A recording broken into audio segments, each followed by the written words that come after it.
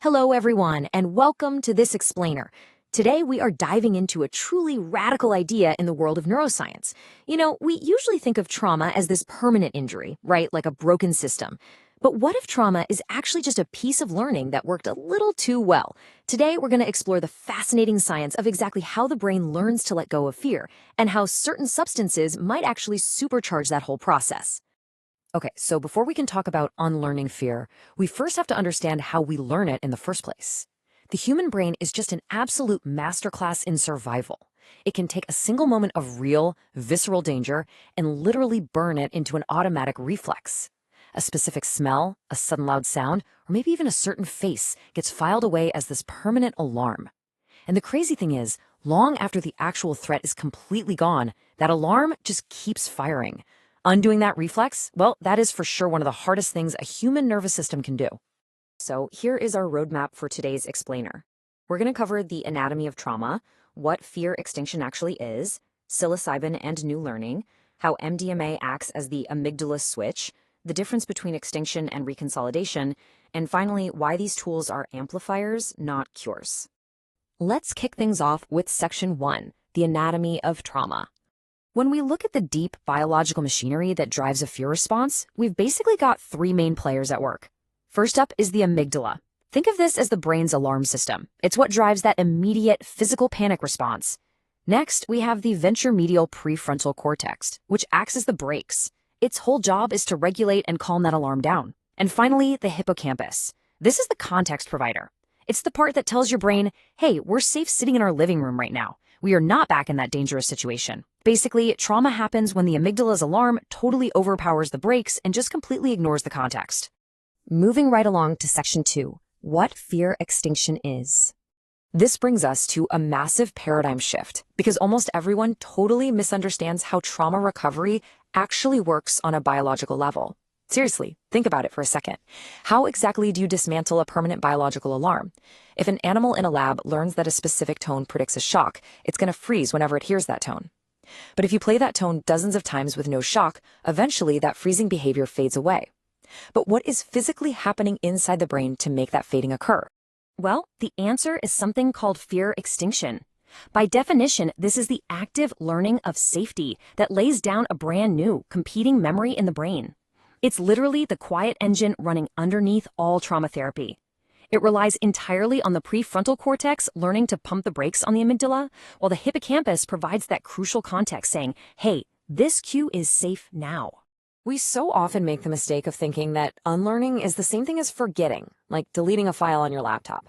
But fear extinction is absolutely not forgetting. The original fear memory, it remains completely intact. What happens instead is that the brain builds a second, fresh memory that actively competes with the original fear.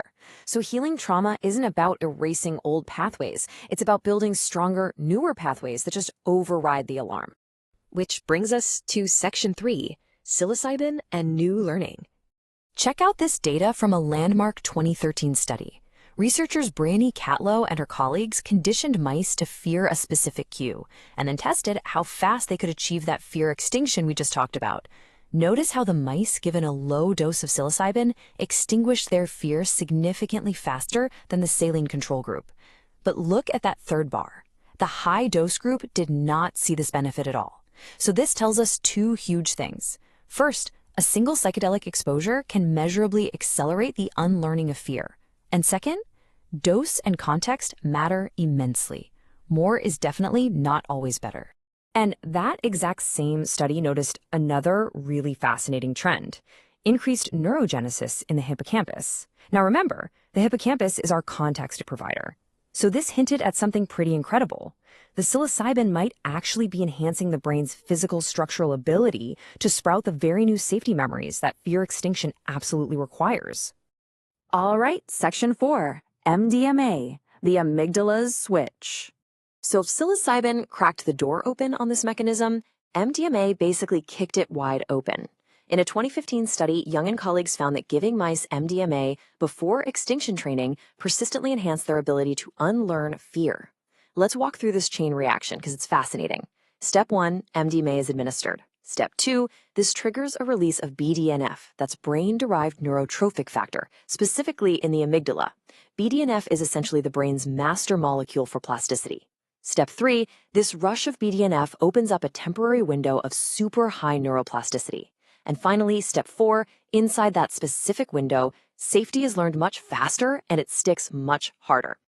The really crucial point here is how they actually proved this. To find the real smoking gun, researchers surgically infused MDMA directly into the basolateral amygdala of the mice. And sure enough, it reproduced the exact same benefits. But then they blocked the BDNF signaling in the amygdala. When they did that, the enhanced fear extinction vanished entirely. No BDNF, no benefit. This definitively proved that MDMA helps the brain unlearn fear by driving BDNF-dependent plasticity right inside the brain's alarm system. Next up, Section 5. Extinction versus reconsolidation. So it turns out there isn't just one way to change a fear memory. There were actually two distinct doors. First is extinction, which we've been talking about, building a brand new safety memory alongside the original fear. But the second door is reconsolidation. See, when a memory is recalled, it briefly becomes unstable before it gets saved back into the brain. During that short little window, the memory can actually be edited or weakened. So if extinction adds a new layer, reconsolidation actually edits the root file. And what is so incredibly powerful about the source material we're analyzing today is that researchers increasingly believe MDMA-assisted therapy acts on both of these doors at the exact same time. It strengthens extinction learning, building that new safety memory, while simultaneously softening the emotional charge of the original trauma as it is recalled and reconsolidated. By tackling the trauma from multiple angles all at once in a single session, it becomes a profoundly potent clinical tool. Finally, we arrive at Section 6, the amplifier, not the cure. It is absolutely vital to understand that the molecule itself does not do the work on its own. The drug simply opens a window of heightened plasticity. It makes the brain incredibly receptive to new learning. But the therapy, the safe, supportive environment, is what actually supplies the safety learning. The animal in the lab still had to experience the tone without the shock to learn that it was safe, right? The molecule is just an amplifier of learning. It doesn't cure the fear all by itself. And look, if the molecule is simply an amplifier, then what gets amplified depends entirely on the environment. A supported, intentional session teaches safety. But a chaotic or frightening environment could, in principle, deepen the completely wrong lesson. Furthermore, human fear is tangled up in conscious meaning and language in ways that a mouse's fear simply isn't. Attempting this kind of deep memory extinction without expert, trained professional support runs a very real risk of sensitizing a person to their trauma rather than soothing it. It really all boils down to the core thesis of this research.